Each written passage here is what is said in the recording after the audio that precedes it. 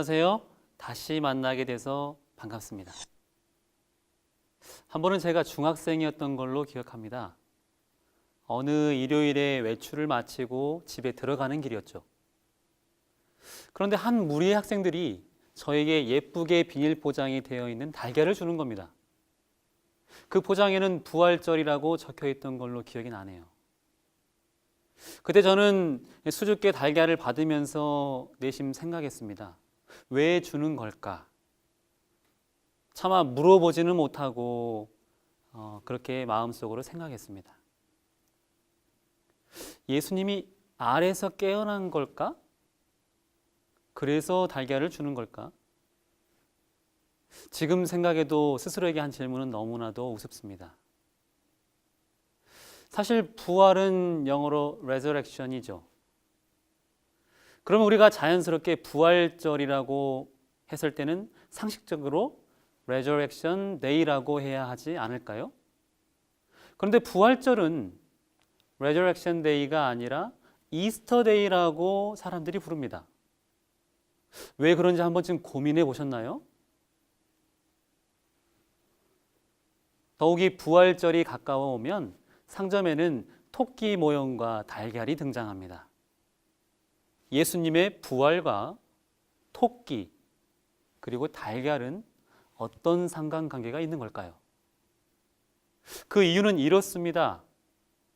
토끼는 이스터 여신의 상징으로 봄철에 새끼를 많이 낳는 다산의 상징이었죠. 부활절을 영어로는 이스터, 독일어로는 오스테론이라고 합니다. 영어와 독일어 명칭은 각각 이른 아침을 뜻하는 고대어에서 연유했죠. 이 단어는 튜톤족의 아침의 여신인 에오스터와 연관이 있습니다. 튜톤족은 게르만 민족을 얘기하고 있죠. 봄의 여신이었던 에오스터는 겨울에 죽어가는 새 한 마리를 발견합니다. 그 모습이 너무 불쌍해서 새를 토끼로 변신시켜 주었다고 신화는 얘기하고 있죠.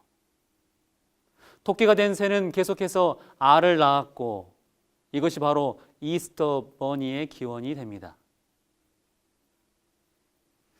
참 재미있지 않습니까? 그러니까 사실 부활절 달걀은 예수님의 죽음과 부활과는 전혀 무관한 것이라는 거죠.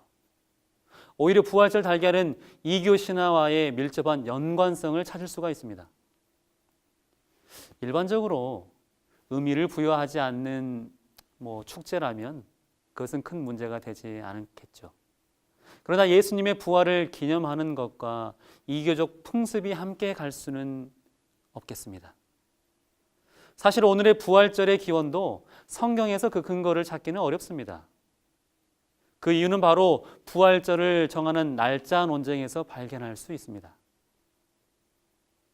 2, 3세기의 동방교회와 서방교회는 부활절 날짜를 둘러싸고 치열한 논쟁을 했습니다.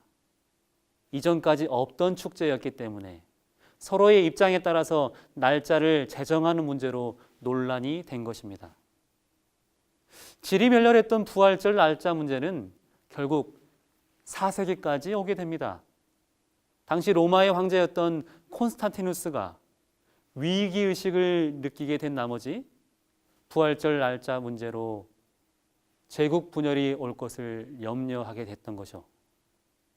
그는 특단의 조치를 내립니다. 정교일치의 권력을 휘둘렀던 콘스탄티누스. 그는 바로 니케아 공의회를 소집합니다. 321년에 일요일을 공휴일로 천명했듯이 그는 부활절을 다룹니다. 그리고 그 회의에서 유대인의 유월절 역법을 따르는 것은 적절치 않다고 천명하죠. 결국 날짜는 양력 개념인 24절기의 춘분과 음력 개념인 보름을 함께 넣게 되었습니다. 그래서 춘분 후 만월, 다음에 오는 일요일로 결정한 것이죠. 춘분은 태양의 중심이 적도 위를 똑바로 비추어 낮과 밤의 길이가 같은 날을 얘기하고 있습니다. 역시나 로마의 태양신 숭배 사상과 연결되어 있죠. 그런데 여기에는 또 다른 문제가 있습니다. 창세기 10장 9절에는 여호와 앞에서 특이한 사냥꾼이 된 니므롯이라고 언급을 하고 있습니다. 그런데 이 여호와 앞이라고 하는 이 표현, 이것은 70인역에 여호와를 대적하여라고 번역해 놓고 있죠. 그러니까 니므롯은 여호와를 대적했던 불순종의 아이콘이었던 것이죠. 결국 그가 바벨탑을 건설했다고 우리는 알고 있습니다. 그런데 바벨론 신화에는 니므롯의 아내 세미라미스 그리고 아들 담무스가 등장합니다. 세미라미스는 훗날 달의 신으로 알려진 이시타르로 숭배되게 되죠. 그런데 그 탄생 신화를 들어보면 이렇습니다. 만물이 소생하는 춘분이 지나고 보름달이 떠서 유프라테스 강을 비출 때 하늘로부터 달의 형상을 한 알이 내려와 세미라미스가 탄생했다는 것입니다. 이날을 기념하기 위해 여신 이시타르의 제단 앞에 계란을 바치는 풍습이 있었다는 것이죠. 이쯤 되면 여러분은 눈치채셨을 겁니다. 오늘의 부활절이 사실은 이 교회의 신화적 요소가 가득했다는 것을요. 그럼에도 불구하고 언제나 그랬던 것처럼 오늘의 교회들은 과거를 그대로 답습하고 있습니다.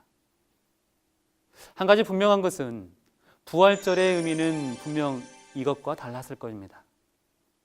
예수님의 죽음과 부활을 기념하여 순수한 신앙을 하고자 했던 것이죠. 그러나 부활절은 콘스탄티누스에 의해서 이교적 신화로 뒤덮인 이상한 부활절로 둔갑하게 됐습니다. 그것은 부활에 대한 분명한 확신과 사상이 없었기 때문이죠. 단지 자신의 권력을 유지하는 수단으로서 기독교를 대했던 것입니다. 그런데 또 다른 문제가 남아 있습니다.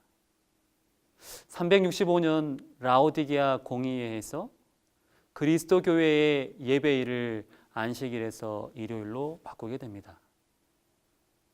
우리는 이 사실을 어떻게 받아들여야 할까요? 여러분께서 그 해답을 직접 찾아가 보시기 바랍니다. 감사합니다.